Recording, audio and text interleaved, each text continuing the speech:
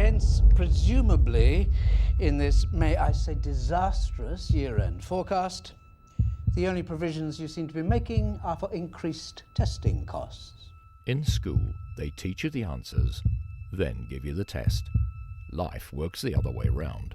With no clever accounting this time? Chairman, our first half results were reported in line with accepted accounting practice.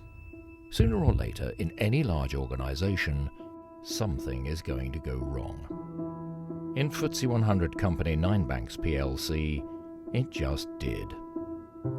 Guess what they're going to do? More reporting, more training. You know the kind of thing. All good answers in a classroom, but unlikely to make much difference in real life.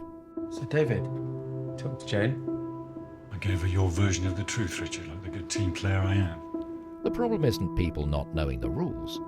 The problem is people like us who know what's going on, but won't say because we're worried it'll upset the boss. We'll be off the team. Got your email, Susan? Afraid that speaking out won't be good for our careers, It's something you don't know. we convince ourselves that keeping our heads down is actually the right thing to do. If I hadn't been so precious about my career and concerned about consequences. They talk about greed and fear. The fact that you've blown any chance of earning a bonus this year doesn't bother me at all. But whilst greed gets most of the press, it's fear that's more often in the driving seat. Well known in any psychology class, but rarely mentioned in business. Because none of us wants to admit we experience it, perhaps. What do we say to head office? At this stage, we don't say anything to anybody. Well, I'll need to speak to our insurers, Richard, legally. Nobody says anything to anybody without my say-so.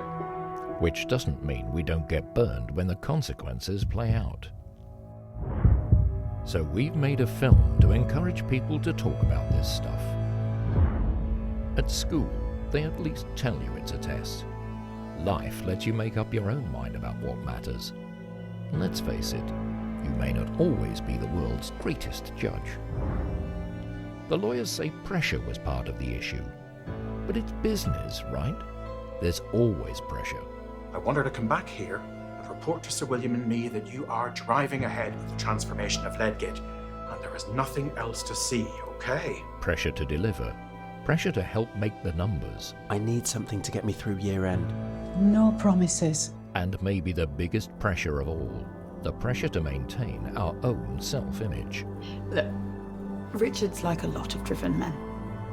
He can't bear the thought of failure. You won't find many heroes in the testing point, or villains either.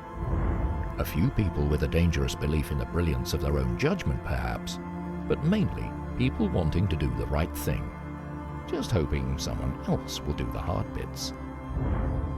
If you ever wonder what people aren't telling you that you might benefit from hearing, you'll enjoy the testing point. And if you don't, you're one of the people it was really made for.